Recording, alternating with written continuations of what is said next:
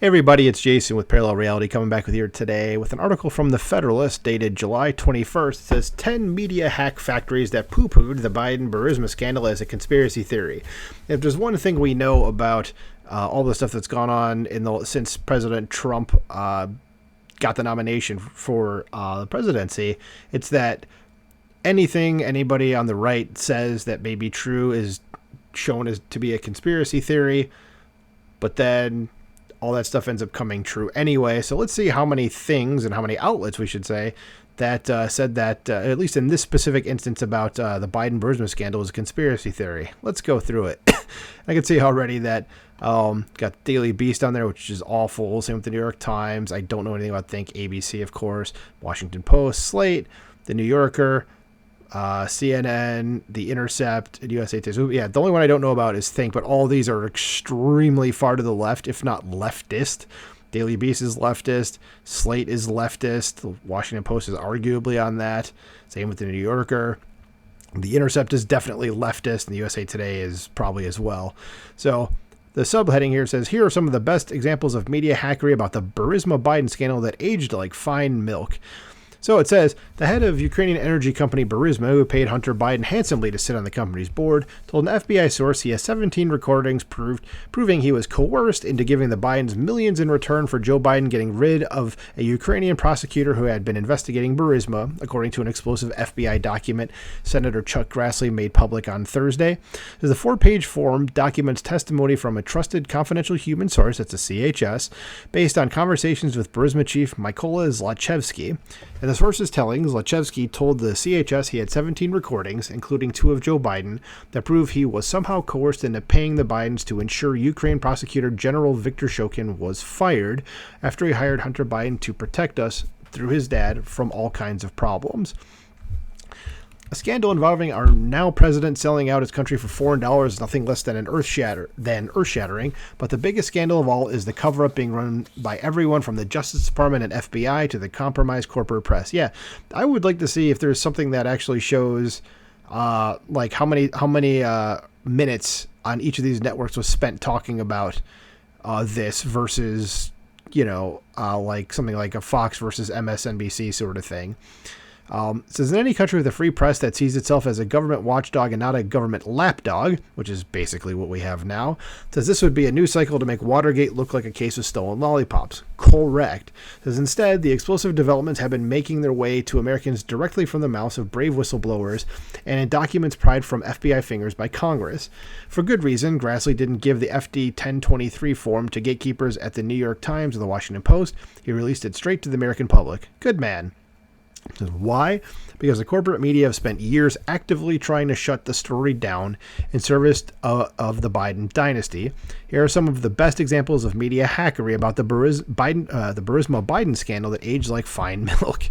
So we have the good old New York Times with their headline saying, debunking 4 viral rumors about the Bidens in Ukraine. It says in October 2019, Davey Alba in the New York Times called the allegation that while Mr. Biden was vice president, he pushed to have Ukraine's top prosecutor removed for investigating a company connected to Mr. Biden's son Hunter, the Ukrainian natural gas firm Burisma, a prominent falsehood. It says, the Times admitted Biden pushed for the prosecutor's firing, but insisted there is no evidence he did so to benefit Hunter Biden or the oligarch who owns Burisma.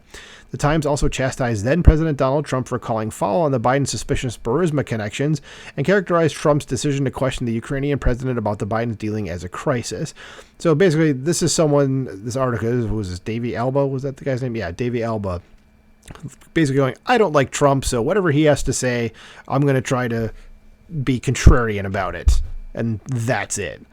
So we got the New York Times. Now we have the Washington Post, another formerly great outlet, I guess. I don't know. I didn't really pay attention to them at all before all the Trump stuff started in 2015. So their heading said, the truth behind the Hunter Biden non-scandal. It says, Washington Post columnist David Ignatius insisted Hunter's shady association with Burisma isn't a scandal about his father, as the Trump campaign claims, a part of a personal tragedy for the vice president's son, compounded by this week's dissemination of what looks like disinformation about Joe Biden's role. Ignatius concluded that the notion that the Burisma affair undermines Joe Biden's case to be president is, as he would say, malarkey. So I have a question. If I was to get paid off by a foreign company, would for something that, because of who my father was. Sorry, Dad. Would I get to play the whole thing where it's like, oh, this is just a personal tragedy for me, even though I've never done, a fraction of the bad things Hunter Biden has done. I'd like to have that excuse, like, it's just part of a personal tragedy for me. So again, they're being contrarian because, Trump and his campaign brought it up. And we got the New Yorker. It says the invention of the conspiracy theory on Biden and Ukraine. It says Jane Mayer of the New Yorker derided what she called a repeatedly discredited conspiracy theory involving Joe Biden and his son Hunter's work in Ukraine in a 2019 piece. Yeah, who repeatedly discredited that? I'd like to know. And thankfully, all these things have the links to the actual articles themselves, so you can go ahead and check that out. This part, though, continues, says, under the headline, The Invention of the Conspiracy Theory on Biden and Ukraine, she promised to demonstrate how a conservative dark money group that targeted Hillary Clinton in 2016 spread the discredited story that may lead to Donald Trump's impeachment. Too bad that just wasn't true. Then we have The Intercept. And they wrote, in this book by, again, Robert Mackey, who I've heard not good things about, but it says Republican conspiracy theory about a Biden scandal in Ukraine is absolute nonsense. It says Republican conspiracy theory about a Biden scandal in Ukraine is absolute nonsense, wrote Robert Mackey in The Intercept in 2019. He cited a Ukrainian anti-corruption activist to counter the accusation that Biden got prosecutor Viktor Shokin fired to derail an investigation he was leading into a Ukrainian gas company that the vice president's son, Hunter, was paid to advise. The false nature of the allegation of Biden's role in the Ukraine won't stop Trump and his supporters from treating it like a major scandal, Mackey fretted. Well, it is, you dumbass. I mean, a country paid off our commander-in-chief. Why do you think we're sending all the shit we're sending to them right now? Anyway, so we go on to CNN. Always good CNN with facts first, though they tend to not really know what those facts are. This fact check what Trump has been getting wrong on Biden and Ukraine. And this is by Daniel Dale, who is their quote-unquote fact checker, who only seems to come out of the woodwork when CNN needs him to support what they're saying, So he's not someone I would trust at all with anything. So CNN fact-checked Trump for his assertions that Joe Biden was improperly trying to help Hunter, who served on the board of a Ukrainian national gas company when Joe Biden pressured the Ukrainian government to fire the country's prosecutor general. Says there are significant holes in Trump's story. Some of his allegations have been false. Others have been missing important context, CNN blubbered. Then we have NBC News. The Senate Republicans aim to turn Biden-Burisma conspiracy theories into 2020's Benghazi, except nobody was killed, and Benghazi was bad, you dumbasses. So that's what it says right here is the headline, and they just repeat it. It says, wrote Kurt Bardella, who's another person that's just awful, and he's on MSNBC a lot, and he's another person that has no freaking idea what the hell he's talking about. And he called the conspiracy theory baseless political scandal that Republicans were engineering. Then it says Republicans claim that Joe Biden pushed to remove Ukraine's top prosecutor, Viktor Shokin, to protect Hunter Biden from an investigation into allegations of corruption at Burisma, he continued, but there has never been any evidence that the elder Biden acted inappropriately. Whoops. And we have ABC News, who said Hunter Biden's alleged WhatsApp message fuels GOP assertions of corruption even after plea. It says, even after news broke of the existence of the FD 1023 with its allegations, ABC News kept running cover for the Biden family business.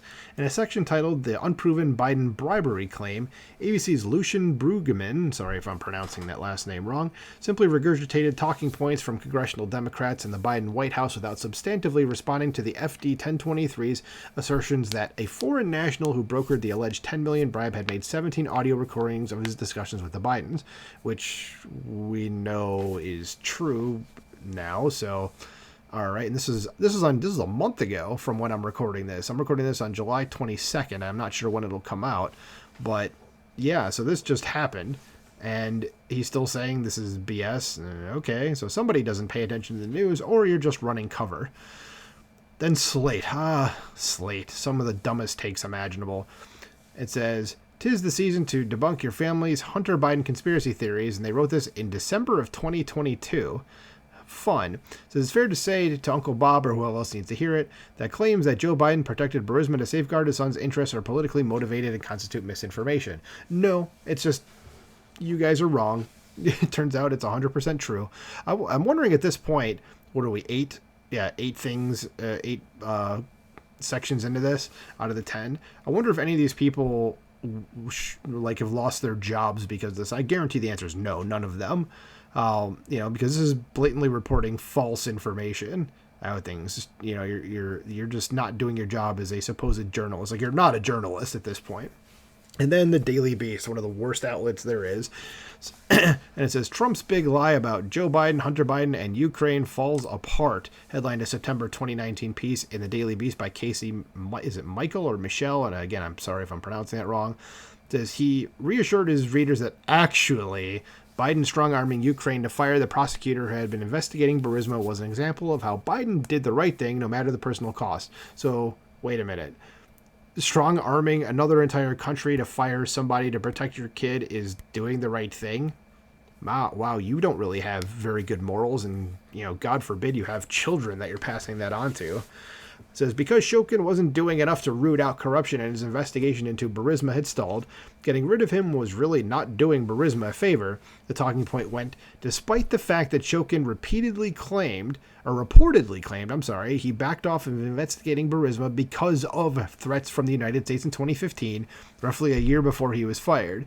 So basically everything that Casey wrote here is bullshit, which, again, of course it is.